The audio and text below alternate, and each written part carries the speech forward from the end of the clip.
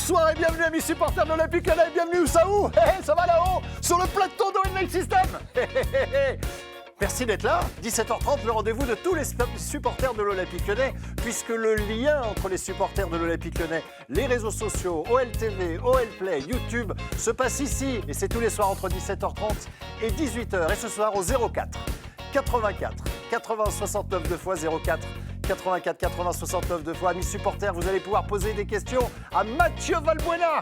Vous allez pouvoir poser des questions à Mathieu Valbuena, mais c'est bien, ça c'est bien. OL Night System. Bonjour, c'est Oussem Aouar. J'en ai vu des émissions. Mais nul comme OL Night System, jamais. Merci d'être de plus en plus nombreux, amis supporters, à suivre les programmes d'OL TV, d'OL Play, de YouTube, etc. Ça marche très bien, on est ravis. 04 84 80 69 2 fois. Pour parler à qui? Pour parler à la personne qui va s'afficher sur votre écran, mesdames, messieurs, Mathieu Valbuena, bonsoir. Salut Mathieu. Bonsoir. Salut Mathieu, merci infiniment d'avoir accepté de venir faire un petit coucou à OL TV et aux réseaux sociaux. Mathieu, la première question que je vais te poser, elle est un peu banale. Tu te trouves où actuellement? À Athènes?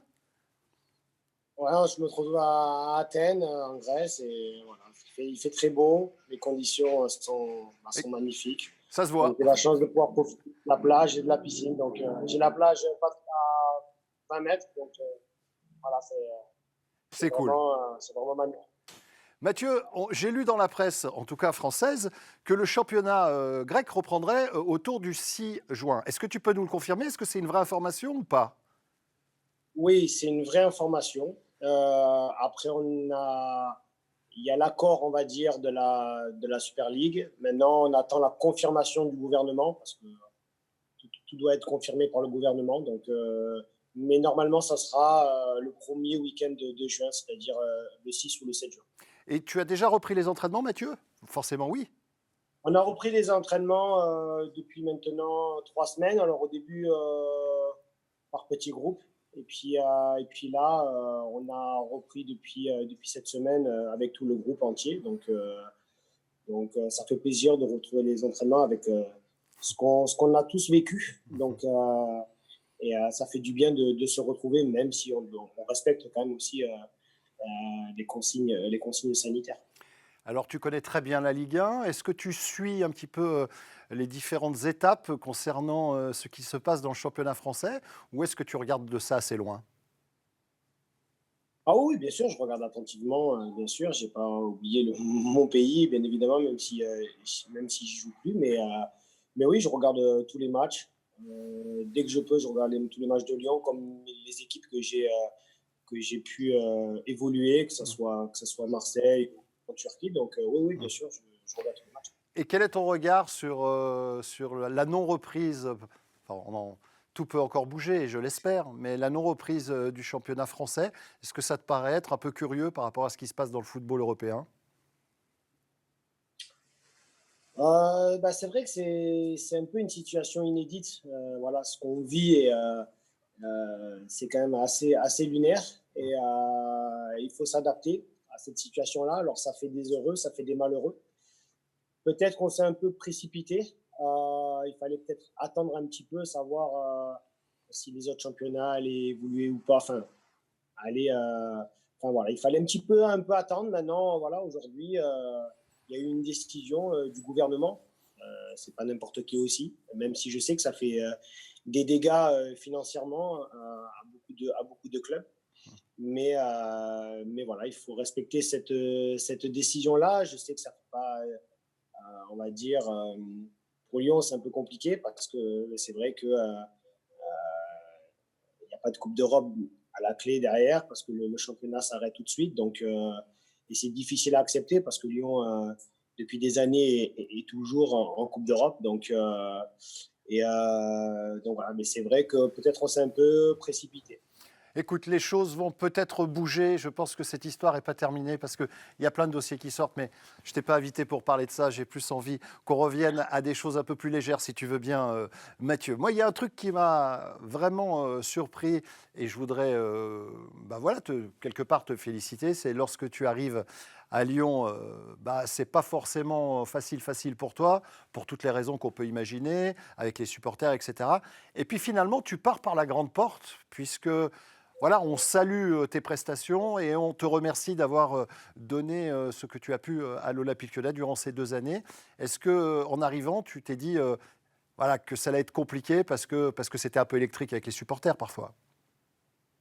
Ouais, c'était un gros challenge pour moi. J'adore les challenges. Je savais par mon passé de joueur marseillais que ça allait être très compliqué de m'intégrer, de pouvoir réussir, que j'étais attendu au tournant, qu'on allait être très exigeant envers moi. C'est vrai que je l'ai souligné dans mes interviews passées que quand je me rappelle, j'avais parlé pour la première fois avec les patrons des Patgones et c'est vrai que ils m'avaient dit qu'ils me jugeraient sur le terrain, mais ils n'étaient pas trop pour ma venue. Donc, moi, ils avaient été sincères. Au moins, la sincérité en face, ça fait pas de mal dans ce milieu. Et puis, c'est vrai que la première année, même si elle a été compliquée, mais à partir de décembre, ça allait. Après, j'ai eu mes blessures. Après, j'ai eu la naissance de ma fille. Et ça a été compliqué. Et pour moi, Lyon est un grand club. Et c'est vrai que moi, je voulais vraiment réussir dans ce club-là. Donc, ma première année, je n'étais pas satisfait de moi. Il y avait beaucoup d'attentes. Et j'ai toujours travaillé je suis toujours arrivé à mes fins pour tout simplement réussir dans les clubs où j'ai été. Et Lyon en fait partie. Et justement, dans ta communication, tu parlais de sincérité, Mathieu. Mais là encore, je vais mettre en avant ton honnêteté intellectuelle, parce que tu arrives, et très vite, tu dis, mon club de cœur, c'est Marseille, mais je vais tout faire pour que Lyon soit satisfait de l'investissement qu'ils ont fait en me faisant venir au club. Est-ce que tu t'es pas dit que tu l'avais ouverte un peu trop tôt? Non, pas du tout, parce que c'était sincère. C'est vrai que ça a été dur pour les supporters marseillais quand j'ai rejoint, parce que j'ai fait 8 ans de ma carrière à Marseille, c'est pas banal. Et, et je savais la pression qu'il y avait sur mes épaules, mais ça, je savais, j'étais calibré pour ça. Même si des fois, ça n'a pas toujours été évident, parce que des fois, on a du chagrin quand on rentre chez soi, on est des fois pas toujours heureux. Et puis, mais je voulais pas qu'on se dise que voilà, que Mathieu Valbuena était venu à Lyon et qu'il allait pas réussir. Tout le monde pensait que j'étais pas fait au jeu de lyonnais et j'ai voulu faire un petit peu démentir tout ça.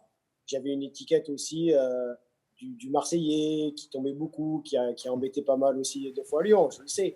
Mais non, mais après, je voulais vraiment réussir et tout donner parce que c'est ma mentalité et j'avais envie de redonner la confiance qu'on m'avait accordée, c'est-à-dire surtout du président, de Jean-Michel. Et puis, et puis derrière, voilà, tout cela a été payant, mes efforts ont été payants parce que je fais la meilleure saison en Ligue 1 de ma carrière avec Lyon. Donc c'est quand même, c'est quand même intéressant et j'étais content.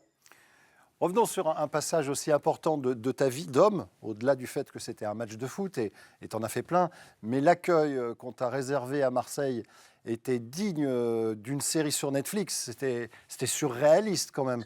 Est-ce que tu as eu peur, Mathieu, franchement? Non, j'ai pas eu peur parce que je connais le contexte marseillais. Voilà, comme je te l'ai dit, j'ai évolué pendant 8 ans avec beaucoup plus de haut que de bas. Mais ça a été dur parce que c'est vrai qu'ils m'ont donné plein d'amour. J'ai tout donné aussi sur le terrain. Après, tu sais, tu fais pas 331 matchs à Marseille si tu es, si t'es moyen bon. Tu dois être beaucoup plus que ça. Parce que chaque année, il y a de la concurrence, chaque année, il y a beaucoup de joueurs et tu peux ne plus exister en 1 an ou 2 ans. Eh ben, Après, bien sûr, déçu parce que ça a été violent. Parce il y avait aussi de la méchanceté. c'est Et ça. c'est ça qui m'a un petit peu. Après, le jeu des sifflets, le jeu, des fois, parfois des insultes, ça fait partie des fois du football. Mais quand ça va un peu trop loin et qu'on vous met une potence, ouais, ça m'a pas affecté tout de suite sur le match. Mais ça m'a un peu affecté après parce que c'est touchant. Mais bon, sache que quand je reviens à Marseille, j'ai beaucoup de signes d'affection des gens, donc c'est ça le plus important. On se souvient aussi d'un corner où on est obligé de te protéger parce que t'es mitraillé, C'est quoi. vrai que ça a mis du temps. Ouais. Ouais, t'es mitraillé et franchement, je me suis dit à ce moment-là, je suis passionné, je suis supporter, donc par définition, j'arrive à comprendre l'attitude des autres supporters, autrement je serais intellectuellement malhonnête.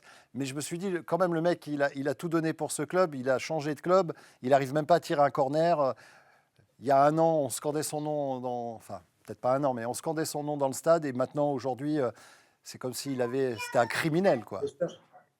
Ben, c'est vrai que je me rappelle parce que quand le match approchait, tous les joueurs, que ce soit Max, que ça soit Alex, que ce soit Coco, et Imchaoui me dit attention, ça va siffler. Et donc, bon, je m'en suis un petit peu amusé. En plus, c'est des choses qui me transcendent parce que même si on n'avait pas gagné ce match, mais voilà, j'avais été digne sur le terrain, j'avais tout donné. Donc, mais c'est vrai que ça reste un effet marquant de ma carrière. Après, comme j'ai dit, des fois, ces choses-là, j'essaie de les prendre positivement parce que si on vous accueille comme ça, c'est qu'on vous a donné beaucoup d'amour, c'est qu'on vous a aimé, ce que c'est, et qui tout simplement n'ont pas reçu ces accueils-là qui ont été dans d'autres clubs. Donc voilà, je le prends beaucoup plus positivement. 04 84 80 69 deux fois le numéro de téléphone à composer. Mathieu Valbuena est notre invité encore pendant une vingtaine de minutes. 04 84 80 69 deux fois. Et Alex a pris la bonne décision de venir saluer Mathieu Valbuena. Bonsoir Alex et bienvenue à toi mon vieux. Salut Bart et salut Mathieu. Salut Alex. Bonjour. On t'écoute Alex. Salut. Je voulais poser comme question à la base voilà, comment il avait fait pour sa première saison, sachant que il y avait eu les supporters marseillais qui n'avaient pas forcément digéré son départ à Lyon et son histoire avec Karim Benzema qui est quelqu'un de très très aimé ici à Lyon. Comment il avait fait pour sur le plan mental pour gérer tout ça? Il a un petit peu répondu. Enfin bon, je vais te laisser répondre. Ouais, il n'y a pas de souci, bien sûr, je vais y répondre. Oui, après, c'est vrai que tu sais, quand tu arrives dans un contexte où ton club, où tu es resté pendant 8 ans, pas te tourne le dos. Enfin, c'est compliqué. Quand tu arrives dans un autre club comme Lyon, on n'est pas trop le bienvenu. Donc, on a l'impression que c'est difficile, quoi. Et donc, mais je savais que par mon travail, par mon abnégation, j'allais être sujet sur le terrain. Et c'est vrai que même si ma première année n'a pas été satisfaisante, la finalité, la deuxième année, j'ai été décisif. On a quand même été en demi-finale de Coupe d'Europe. Donc, c'est pas rien. Donc, voilà, derrière, voilà, je savais très bien qu'on m'envoyait un petit peu à gauche, à droite au mercato à la fin de la première année. Et au final, je me suis dit, moi, les expériences exotiques, c'est pas pour moi. Je veux réussir à Lyon parce qu'on m'a fait confiance, parce qu'on a investi pour moi et je donnerai tout pour le club, comme je fais dans tous les clubs où je suis passé. Donc, je pense avoir gardé une très bonne image dans tous les clubs où j'ai joué, et entre autres à Lyon. Merci beaucoup Alex pour ta question. De rien, Bart. Salut mon vieux, porte-toi bien. 04 84 80 69 deux fois. On est avec Mathieu Valbuena pour revenir un petit peu à tes choix.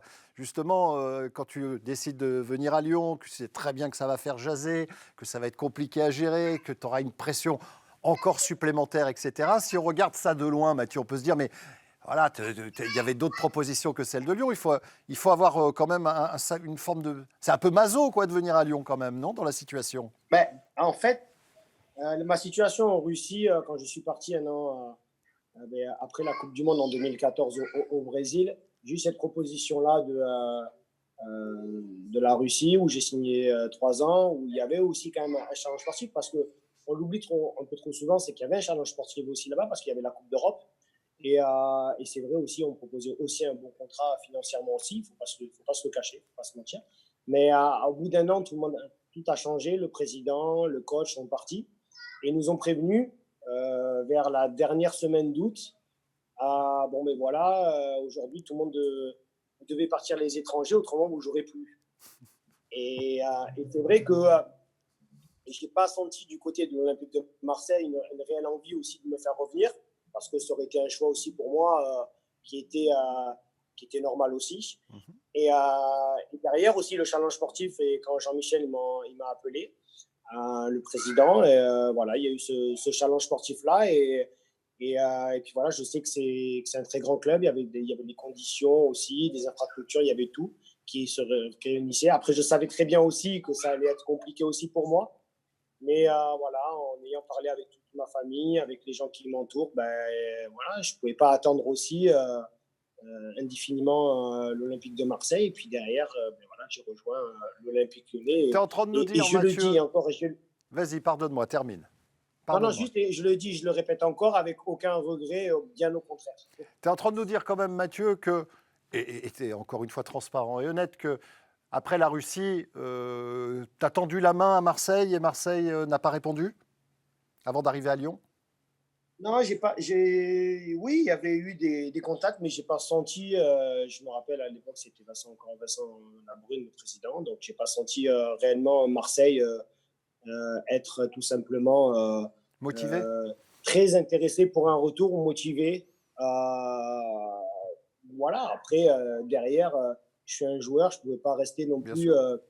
Il y avait encore l'équipe de France, je peux pas rester aussi en Russie, être au fin fond, loin de la famille, à ne pas jouer, parce que ça allait être ça. Mhm.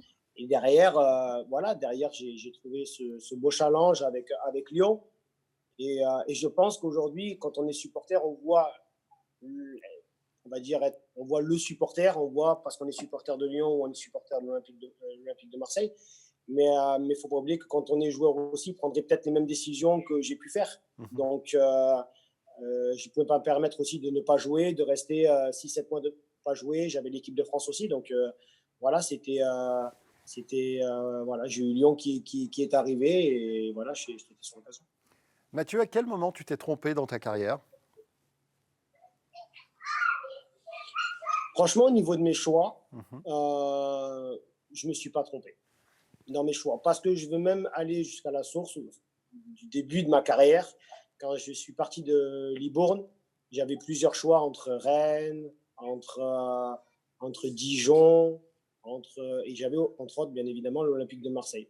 Et c'est vrai que mon père m'avait dit non, ne va pas à l'Olympique de Marseille, c'est très dur là-bas, il y a plein de stars. Il vaut mieux que tu ailles à Rennes. Et moi, j'avais dit, ben, non, j'irai à l'Olympique de Marseille et je réussirai là-bas. Donc, déjà, ça a été un choix payant de ma part. Et puis derrière, je ne me suis pas trompé. Encore là aujourd'hui, en ayant rejoint l'Olympiakos, je suis heureux ici, là où je suis. Je suis dans une équipe compétitive. Donc, je ne pense pas, dans mes choix de club, en tout cas, je n'ai pas fait d'erreur par contre. Allez, on va rentrer dans le vif du sujet, j'allais dire, de l'Olympique lyonnais. Tu parlais de la Coupe d'Europe. Est-ce que ça, c'est pas quand même un regret? Parce qu'on passe à deux doigts et on perd, selon moi, cette demi à l'aller, surtout. Un grand regret, non pas dans mon passage à Lyon. Hein. J'ai bien compris. C'est un grand regret dans ma carrière. C'est un grand regret dans ma carrière parce que quand tu es à un match, à 2 matchs de la finale d'une Coupe d'Europe, c'est vrai que ça a été un match qui nous a fait énormément de mal. Et puis on perd ce match à l'aller parce que je trouve qu'on n'a pas été, on s'est pas mis dans les conditions, on s'est pas préparé pour un match demi-finale de Coupe d'Europe contre l'Ajax. Alors justement, je te coupe la parole, Mathieu. On a reçu Bruno Genesio il y a quelques semaines qui nous a dit quasiment la même chose sur ce fameux match aller. Mais que s'est-il passé? Pourquoi on n'a pas été au niveau dans la préparation psychologique et physique? C'était du gagné d'avance? C'est du relâchement? Il s'est passé quoi? Bon. Déjà, c'était une belle équipe devant nous. Hein. Il faut pas non plus, tu vois, il y en avait une belle équipe de l'Ajax, mais nous aussi, on était une très belle équipe. Quand tu vois le match qu'on fait contre Beşiktaş, quand on va à Beşiktaş, c'est chaud. Là, on a vu un Lyon, que ce soit même au match aller, hein, mais au match retour, on a vu un Lyon qui avait faim, qui avait envie. Et là, j'ai trouvé que sur cette demi-finale aller contre l'Ajax, je ne sais pas, j'ai eu l'impression qu'on s'est un peu reposé sur nos lauriers en se disant on a ce match à aller, il faudra juste le contrôler et en retour, on va les tuer chez nous. On a tout simplement tous les duels qu'on a eus, on a été mangés dans l'agressivité, dans l'impact, dans l'état d'esprit. On n'a pas retrouvé ce Lyon. Et malgré ça, quand on perd 3-0, tu arrives à marquer ce 3-1 qui C'est toi qui est marques. hyper important. C'est toi qui Oui, marques ou je dis une connerie? Ouais, c'est toi, oui. Et c'est ça qui est. Parce que ça change tout. Même si tu n'as pas été bon, ce 3-1 te remet en selle parce que tu n'as plus qu'à gagner 2-0 chez toi et c'est fini. Et derrière, tu prends le quatrième. Et c'est ce quatrième qui nous élimine au final. Parce que c'est lui qui nous élimine parce que derrière, on fait 3-1 au match retour et on aurait pu être qualifié. Donc voilà, c'est vrai que ça a été une grande désillusion parce que quand on voit le match retour qu'on fait, c'est pas le même état d'esprit qu'on a pu avoir au match aller. Oui, parce que ça démarre très mal, même au match retour, et tout le monde repart à la guerre, en renversement de situation. Et après, jusqu'à la dernière seconde, on y croit, puisqu'il y a cette frappe. Ouais, voilà, la frappe de Maxwell. Voilà, c'est un cauchemar. Mais je garderai en tout cas cette image de Bruno Genesio et la tienne, finalement, parce que vous avez dit exactement la même chose concernant le match aller. Je me rappelle. Ouais, je me rappelle, pardon, excuse-moi de te couper. Je t'en prie, c'est ton émission. Parce qu'en fait, Bruno, on en a reparlé quand on s'est croisés en vacances sur la Côte d'Azur et on en a reparlé, mais on a ressassé un petit peu les moments qu'on avait vécu à Lyon et c'est vrai qu'on a longtemps ressassé ce match-là en tout cas. Tu as dit aussi dans une interview, je ne sais plus où, que tu pensais que le départ de Genesio de l'Olympique Lyonnais en tant que joueur, avec ton expérience, c'est pour toi une mauvaise idée. Est-ce que tu pourrais le confirmer ou est-ce que j'ai mal compris? Ah non, je peux le confirmer. Non, pour moi, ça a été une erreur. Pourquoi je dis ça? Parce que tout simplement, Bruno connaissait son groupe. Déjà, c'est un amoureux de l'Olympique Lyonnais. Mais au-delà de ça, d'être amoureux de l'Olympique Lyonnais, Bruno a toujours été un adjoint. Mais quand Hubert est parti, il a repris les rênes de Lyon. Et je trouvais qu'il faisait très très bien jouer son équipe. Il mettait beaucoup d'exigences aux entraînements. Il mettait beaucoup d'exigences à ses joueurs. Et il nous faisait bien jouer. Alors oui, on a eu des moments difficiles. À un moment donné, on avait perdu le derby 2-0. Mais au final, il a toujours su un petit peu redresser la barre. Et j'ai trouvé que son départ a été trop précipité. Et derrière, quand on voit après le choix de Silvinho, c'est un peu plus compliqué parce que tu perds un peu de temps. Et je trouvais que j'aurais pu penser que le fait que Bruno soit resté, tu aurais gagné un peu plus de temps parce qu'il connaissait les joueurs. Mais en tout cas, il faisait très bien jouer. Moi, je me rappelle de ses causeries. Ses causeries étaient très bonnes. Il savait nous parler. Il savait nous motiver encore plus qu'on pouvait l'imaginer. Donc, moi, j'ai beaucoup apprécié Bruno, même si au début, ça a été un peu compliqué. On s'est parlé, on s'est dit des choses en face. Mais moi, j'ai beaucoup apprécié Bruno dans son passage à Lyon. C'était un peu tendu au début? Ouais, c'était tendu parce que je lui ai dit ce que je pensais. Je n'étais pas toujours d'accord pourquoi il ne me faisait pas jouer au tout début. Et puis, je lui ai dit que de toute façon, même s'il ne me fait pas jouer, il sera obligé à un moment donné de me faire jouer parce que je vais travailler encore plus dur pour qu'il me fasse confiance. Et puis, il a apprécié cette force, ce discours déjà sincère, parce que je pense qu'aussi l'humain est aussi important. Et je lui dis, moi, Bruno, si tu as quelque chose à me dire, tu peux me le dire, il n'y a aucun souci, je serai réceptif de ton message. Mais sois-le aussi par rapport à moi-même. Et je me rappelle, la dernière fois pas la dernière fois qu'on s'est vu, mais la dernière fois après, quand je suis parti de Lyon, on avait joué Nice. Je ne sais pas si tu te rappelles, quand on a joué Nice à la maison, on avait fait 2-2. Le soir, on s'est vu, on a bu un petit verre ensemble et il m'avait dit, t'es un grand homme.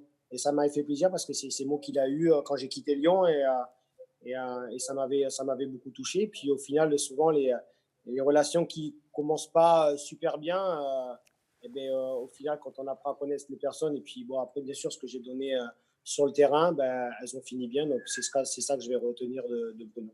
Le meilleur moment des disputes, c'est la réconciliation. C'est souvent comme ça, la vie. Voilà. 04 84 80 69 deux fois. Bonsoir à toi, camarade Julien. Bonsoir Bart, bonsoir Mathieu. Salut Julien, bienvenue, on t'écoute Julien. Alors voilà Mathieu, vous avez travaillé avec de nombreux entraîneurs durant votre carrière.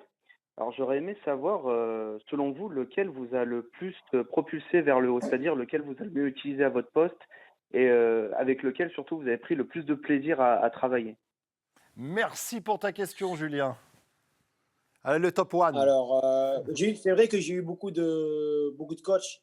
Mais si je peux en ressortir un, c'est Eric Gerets. Ouais. Parce que ça a été quelqu'un qui a pris les rênes après Albert Raymond, où on était 19e au classement. Et je l'ai dit souvent dans mes interviews, Eric Gerets, qui était un petit peu méconnu, qu'on ne connaissait pas trop. Et puis c'est vrai qu'il avait 3 jours pour faire une équipe. Et pour lui, il n'y avait aucune star. Et dans 3 jours, on jouait Liverpool. Et il avait dit, j'ai 3 jours pour vous voir à l'entraînement, je ferai jouer les meilleurs. Puis la finalité, c'est qu'il me lance dans le grand bain, alors que j'avais à peine 10-15 matchs de Ligue 1. Et puis on joue à Liverpool et c'est là où je marque et où on gagne 1-0. Et puis derrière, ça m'a lancé ma carrière. Souvent, il te faut un coup de pouce de quelqu'un qui prend en vous. Et Eric Gerets, ça a été un petit peu aussi un deuxième père pour moi. Il a été très, très sévère envers moi aussi quand il le fallait. Mais Eric Gerets a eu un rôle très, très, très, très important dans ma carrière et pour la suite parce qu'il me faisait énormément confiance. Merci encore, Julien, pour ta question. 04 84 80 69 deux fois. Il reste 4 minutes d'émission. Mathieu, merci infiniment. L'émission est passée vite, donc ça veut dire avec plaisir. Ça veut dire qu'elle est bien. Mathieu, on te reproche souvent, et moi le premier, même quand tu étais à l'OL, mais pourquoi il se roule, pourquoi il tombe, pourquoi il se jette, pourquoi il fait 14 roulades, etc. Ça me prenait la tête. Qu'est-ce que tu as à me répondre et à répondre aux gens qui pensent la même chose que moi? C'est vrai que je me rappelle, même les joueurs de Lyon, ils me disaient franchement, il vaut mieux t'avoir avec nous que contre nous. Hein. Et parce que tu rends fou. Et non, c'est vrai. Après, c'est vrai que quand j'étais à Marseille, c'est vrai, souvent, je n'ai pas le même gabarit que les autres. Des fois, il y a peut-être des gens qui font peut-être 2 fois mon poids. Et c'est vrai que j'anticipais aussi des fois, souvent les fautes. Et des fois, je roulais un peu trop. Et c'est vrai que souvent, en France, quand on a une étiquette, c'est dur de s'en défaire. Et puis voilà, j'ai essayé un petit peu de progresser par rapport à ça parce que je pouvais comprendre que ça pouvait agacer. Et puis après, au fil du temps, j'en ai fait un peu moins. Donc voilà, après, voilà, c'est du travail. C'est un travail sur soi-même aussi que j'ai fait. Mais bon, c'est vrai que quand des fois on me propulse un petit peu ou on tacle, j'essaye un petit peu des fois d'anticiper parce que des fois c'est des contacts rudes, donc voilà. Il faut un peu de malice des fois. Je t'ai pas vu beaucoup jouer avec l'Olympiakos, je vais être transparent avec toi et honnête. Mais est-ce que si je regardais un match demain, je serais surpris? Est-ce que je verrais un petit changement quand même? Ou est-ce que je reverrais le Mathieu Valbuena? Oui, beaucoup. Ah oui. D'accord. Tu regarderas et puis avec plaisir. tu m'enverras un petit message pour me dire avec plaisir. Si ça a changé ou pas, en étant honnête. Allez, ça va, je le saurai honnête. Et puis si ça m'a cassé les pieds, je te le dirai aussi, t'inquiète pas.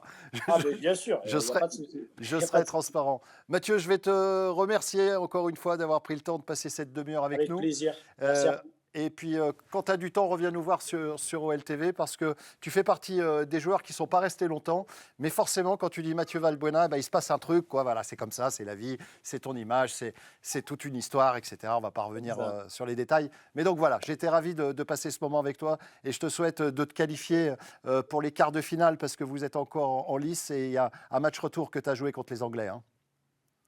C'est ça, exactement. On a ce match retour qu'on va effectuer, je pense, la première semaine d'août. Donc, et vous avez fait 1-1 à la maison, hein, à l'aller. 1 partout à l'aller. D'accord. 1 partout à l'aller.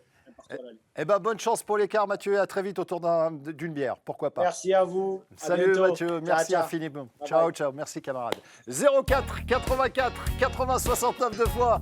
C'est le numéro de téléphone que vous composerez à partir de maintenant si vous voulez. Parce que vous pouvez laisser des messages sur le répondeur de Kylian. Puisque demain, on reçoit juste un champion du monde. Youri Djorkaeff, mesdames, messieurs, l'invité d'OL Night System, demain soir à 17h30. Si vous voulez lui poser une question dès maintenant, appelez le 04 84 80 69 deux fois et vous laissez un message sur le répondeur avec vos coordonnées. Kylian demain arrive, vous rappelle et si votre question est pertinente, il se fera un plaisir de vous sélectionner. Passez une excellente soirée. Je vous rappelle que toutes les émissions d'OL Night System, toutes, sont disponibles depuis près de 2 mois maintenant sur la page YouTube de l'Olympique Lyonnais, gratuitement évidemment. Donc allez vous faire plaisir. Rencard demain à 17h30 avec Youri Djorkaeff. Passez une belle soirée et surtout n'oubliez jamais L'Olympique Lyonnais est une formidable raison d'être heureux, les gones. Ça va rentrer là-dedans, oui ou non? À demain.